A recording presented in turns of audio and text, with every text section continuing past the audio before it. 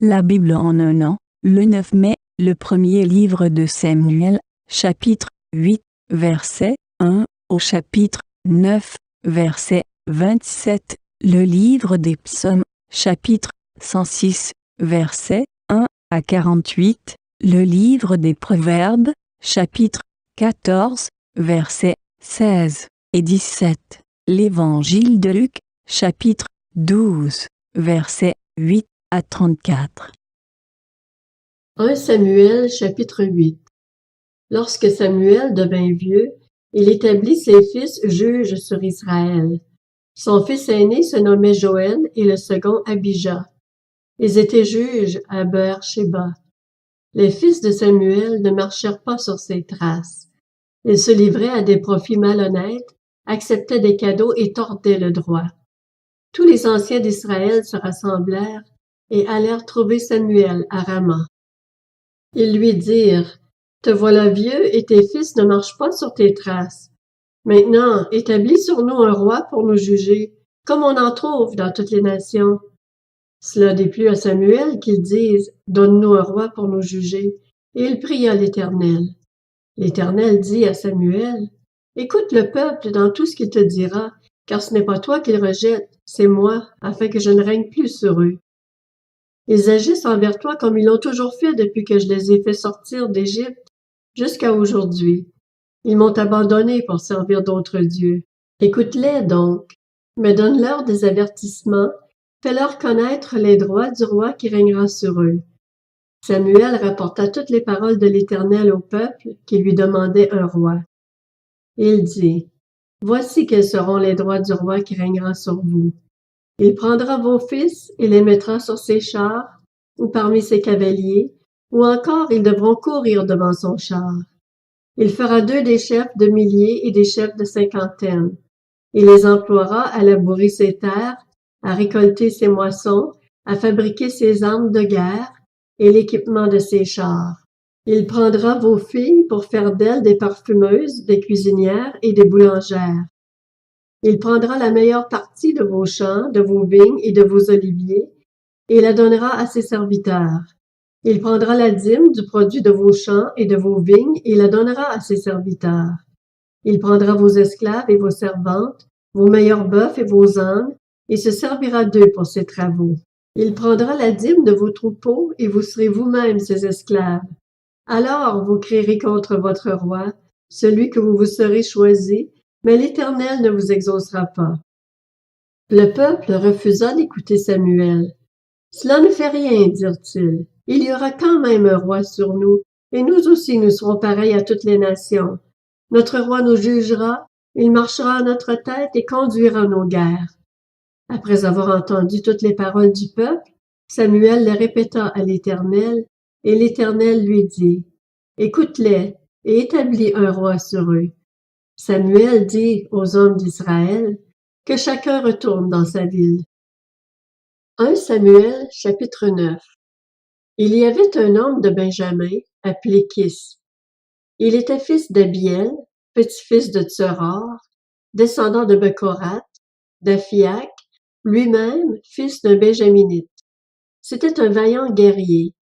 Il avait un fils du nom de Saül, qui était jeune et beau, plus beau que tous les Israélites, et qui les dépassait tous d'une tête.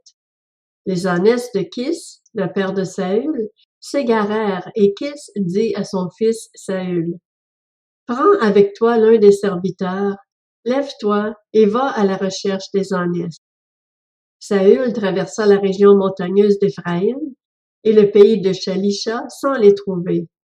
Ils passèrent par le pays de Shaalim, et elles n'y étaient pas. Ils parcoururent le pays de Benjamin, et ils ne les trouvèrent pas. Ils étaient arrivés dans le pays de Tsuf, lorsque Saül dit aux serviteurs qui l'accompagnaient, « Viens, retournons chez nous, sinon mon père oubliera les ânesses et s'inquiétera pour nous. » Le serviteur lui dit, « Il y a dans cette ville un homme de Dieu, et c'est un homme estimé. Tout ce qu'il dit arrive à coup sûr. Allons-y donc. Peut-être nous fera-t-il connaître le chemin que nous devons prendre. » Saül dit à son serviteur, « Mais si nous y allons, qu'apporterons-nous à l'homme de Dieu? En effet, il n'y a plus de provisions dans nos sacs et nous n'avons aucun cadeau à lui offrir. Qu'avons-nous? Le serviteur reprit la parole et dit à Saül, « J'ai sur moi un peu d'argent. Je le donnerai à l'homme de Dieu et il nous indiquera notre chemin. » Quand on allait consulter Dieu, on disait autrefois en Israël, « Venez, allons trouver le voyant. » Celui qu'on appelle aujourd'hui prophète s'appelait en effet autrefois voyant. Saül dit à son serviteur, « Tu as raison, viens, allons-y. » Et ils se rendirent à la ville où se trouvait l'homme de Dieu. Alors qu'ils montaient à la ville, ils rencontrèrent des jeunes filles sorties pour puiser de l'eau, et ils leur demandèrent, « Le voyant est-il ici? » Elles leur répondirent, « Oui, il est devant toi, mais dépêche-toi, il est venu aujourd'hui en ville parce qu'il y a un sacrifice pour le peuple sur le haut lieu. Dès que vous serez entrés dans la ville, vous pourrez le trouver avant qu'il ne monte au haut lieu pour manger. En effet, le peuple ne mangera pas avant son arrivée parce qu'il doit bénir le sacrifice. Après cela seulement les invités mangeront. Montez donc, car vous le trouverez maintenant. » Ils montèrent alors à la ville. Ils étaient arrivés au milieu de la ville quand ils rencontrèrent Samuel qui sortait pour monter au haut lieu. Or, un jour avant l'arrivée de Saül, l'Éternel avait averti Samuel en disant, « Demain, à cette heure-ci, je t'enverrai un homme du pays de Benjamin. Tu le désigneras par onction comme chef de mon peuple, d'Israël. Il sauvera mon peuple de l'oppression des Philistins. En effet, j'ai regardé mon peuple parce que son cri est venu jusqu'à moi. » Lorsque Samuel eut aperçu Saül, l'Éternel lui dit, « Voici l'homme dont je t'ai parlé, c'est lui qui régnera sur mon peuple. » Saül s'approcha de Samuel au milieu de la porte de la ville et lui dit, « Indique-moi, je t'en prie, où se trouve la maison du voyant. » Samuel répondit à Saül, « C'est moi qui suis le voyant. Monte devant moi au haut lieu et vous mangerez aujourd'hui avec moi. Je te laisserai partir demain après t'avoir donné réponse pour tout ce qui te préoccupe. Ne t'inquiète pas pour les ânesses que tu as perdues il y a 3 jours, car elles sont retrouvées. Et pour qui est réservé tout ce qu'il y a de précieux en Israël? N'est-ce pas pour toi et pour toute ta famille? » Saül répondit, « Ne suis-je pas benjaminite, membre de l'une des plus petites tribus d'Israël, et mon clan n'est-il pas le plus insignifiant de tous ceux que compte la tribu de Benjamin? Pourquoi donc me tiens-tu ce discours? » Samuel prit Saül et son serviteur, les fit entrer dans la salle et leur donna une place à la tête des invités. Il y avait là une 30aine d'hommes. Samuel dit au cuisinier, « Sers la portion que je t'ai donnée en te disant de la mettre à part. » Le cuisinier préleva la cuisse et ce qui l'entoure, et il la servit à Saül. Samuel dit, « Voici ce qui a été réservé. Sers-toi et mange, car on l'a gardé pour toi lorsque j'ai invité le peuple. » Ainsi Saül mangea avec Samuel ce jour-là.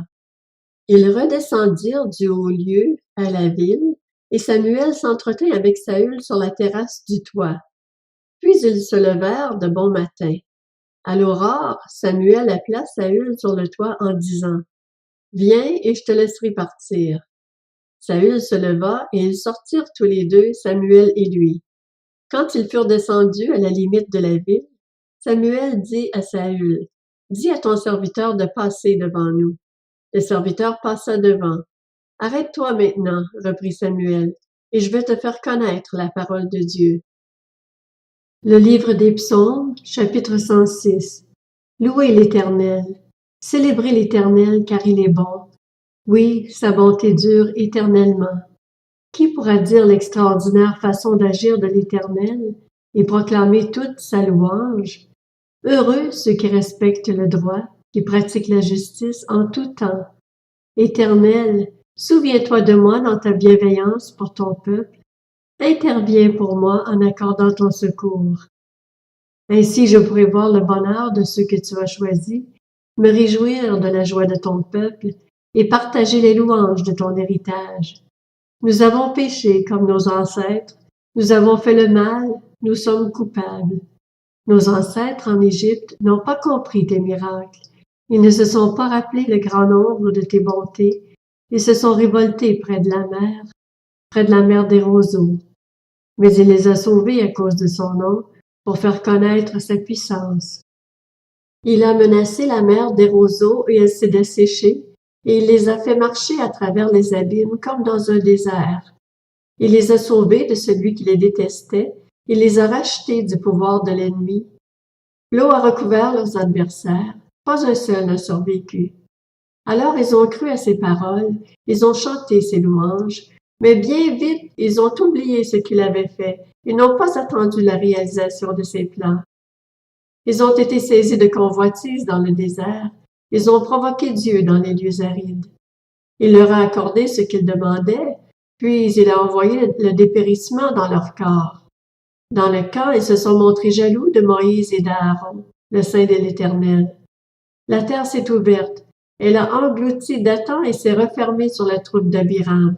Le feu a embrasé leurs troupes, la flamme a dévoré les méchants. Ils ont fabriqué un veau à Horeb et se sont prosternés devant une image en métal fondu. Ils ont échangé leur gloire contre la représentation d'un bœuf qui mange l'herbe.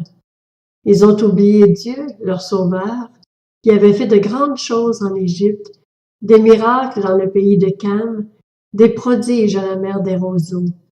Il parlait de les exterminer, mais Moïse, celui qu'il avait choisi, s'est tenu à la brèche devant lui pour détourner sa fureur et l'empêcher de les détruire. Ils ont méprisé le pays des délices, ils n'ont pas cru à la parole de l'Éternel. Ils ont murmuré dans leur tente, ils n'ont pas écouté l'Éternel. Alors il a levé la main pour jurer de les faire tomber dans le désert, de faire tomber leur descendance parmi les nations et de les disperser dans tous les pays. Ils se sont attachés au dieu Baal-Péor et ont mangé des sacrifices offerts à des morts. Ils ont offensé l'Éternel par leurs agissements et un fléau a éclaté parmi eux. Phinées s'est levé pour intervenir et le fléau s'est arrêté. Cela lui a été compté comme justice de génération en génération pour toujours. Ils ont irrité l'Éternel près des eaux de Meriba, et Moïse a été puni à cause d'eux, car ils l'ont exaspéré, et il a parlé sans réfléchir. Ils n'ont pas exterminé les peuples que l'Éternel leur avait ordonné de détruire. Ils se sont mêlés aux autres nations et ont imité leur manière de faire. Ils ont servi leurs idoles, qui ont été un piège pour eux. Ils ont sacrifié leurs fils et leurs filles aux démons. Ils ont versé le sang innocent, le sang de leurs fils et de leurs filles, qu'ils ont offert en sacrifice aux idoles de Canaan, et le pays a été souillé par ces meurtres. Ils se sont rendus impurs par leurs actes, et se sont prostitués par leurs agissements. La colère de l'Éternel s'est enflammée contre son peuple, il a pris son héritage en horreur. Il les a livrés au pouvoir des nations. Ceux qui les détestaient ont dominé sur eux. Leurs ennemis les ont opprimés et ils ont été humiliés sous leurs mains. Plusieurs fois il les a délivrés, mais eux, ils s'obstinaient dans leur révolte et ils se sont enfoncés dans leurs fautes. Il a vu leur détresse lorsqu'il a écouté leurs plaintes. Il s'est souvenu, en leur faveur, de son alliance. Il a eu pitié d'eux, conformément à sa grande bonté, et il a éveillé pour eux la compassion de tous ceux qui les retenaient prisonniers. Sauve-nous, Éternel notre Dieu, et rassemble-nous du milieu des nations. Ainsi, nous célébrerons ton Saint-Nom et nous mettrons notre gloire à te louer. Béni soit l'Éternel, le Dieu d'Israël, d'éternité en éternité. Et tout le peuple dira Amen. Louez l'Éternel. Le livre des Proverbes, chapitre 14. Le sage craint le mal et s'en détourne, tandis que l'homme stupide se montre arrogant et plein d'assurance. Le colérique fait des bêtises et le conspirateur s'attire la haine. L'Évangile de Luc, chapitre 12. Je vous le dis, toute personne qui se déclarera pour moi devant les hommes, le Fils de l'homme se déclarera aussi pour elle devant les anges de Dieu. Mais celui qui m'aura renié devant les hommes sera renié devant les anges de Dieu. Toute personne qui dira une parole contre le Fils de l'homme, cela lui sera pardonné, mais celui qui aura blasphémé contre le Saint-Esprit, le pardon ne lui sera pas accordé. Quand on vous conduira dans les synagogues ou devant les magistrats et les autorités ne vous inquiétez pas de la manière dont vous vous défendrez, ni de ce que vous direz. En effet, le Saint-Esprit vous enseignera au moment même ce qu'il faudra dire. Du milieu de la foule, quelqu'un dit à Jésus, « Maître, dis à mon frère de partager notre héritage avec moi. » Jésus lui répondit, « Qui m'a établi pour être votre juge ou pour faire vos partages? » Puis il leur dit, « Gardez-vous avec soin de toute soif de posséder, car la vie d'un homme ne dépend pas de ses biens, même s'il est dans l'abondance. » Il leur dit cette parabole. Les terres d'un homme riche avaient beaucoup rapporté. Il raisonnait en lui-même, disant, « Que vais-je faire? En effet, je n'ai pas de place pour entrer ma récolte. Voici ce que je vais faire, se dit-il, j'abattrai mes greniers, j'en construirai de plus grands. J'y amasserai toute ma récolte et tous mes biens. Et je dirai à mon âme, tu as beaucoup de biens à réserve pour de nombreuses années. Repose-toi, mange, bois et réjouis-toi. » Mais Dieu lui dit, « Homme dépourvu de bon sens, cette nuit même ton âme te sera redemandée, et ce que tu as préparé, pour qui cela sera-t-il? Voilà quelle est la situation de celui qui amasse des trésors pour lui-même et qui n'est pas riche pour Dieu. » Jésus dit ensuite à ses disciples, « C'est pourquoi je vous le dis, ne vous inquiétez pas pour votre vie de ce que vous mangerez, ni pour votre corps de ce dont vous serez habillés. La vie est plus que la nourriture, le corps plus que le vêtement. Observez les corbeaux, ils ne sèment pas et ne moissonnent pas, ils n'ont ni cave ni grenier, et Dieu les nourrit. Vous valez beaucoup plus que les oiseaux. Qui de vous peut, par ses inquiétudes, ajouter un instant à la durée de sa vie? Si donc vous ne pouvez rien faire, même pour si peu, pourquoi vous inquiétez-vous du reste? Observez comment poussent les plus belles fleurs. Elles ne travaillent pas et ne tissent pas. Cependant, je vous dis que Salomon lui-même, dans toute sa gloire, n'a pas eu d'aussi belle tenue que l'une d'elles. Si Dieu habille ainsi l'herbe qui est aujourd'hui dans les champs et qui demain sera jetée au feu, il le fera d'autant plus volontiers pour vous, gens de peu de foi. Et vous ne cherchez pas ce que vous mangerez, ni ce que vous boirez, et ne soyez pas inquiets. En effet, tout cela, ce sont les membres des autres peuples du monde qui le recherchent. Votre Père sait que vous en avez besoin. Recherchez plutôt le royaume de Dieu, et tout cela vous sera donné en plus. N'ayez pas peur, petit troupeau, car votre Père a trouvé bon de vous donner le royaume. Vendez ce que vous possédez et faites don de l'argent. Faites-vous des bourses qui ne s'usent pas, un trésor inépuisable dans le ciel, où le voleur n'approche pas et où la mite ne détruit pas. En effet, là où est votre trésor, là aussi sera votre cœur.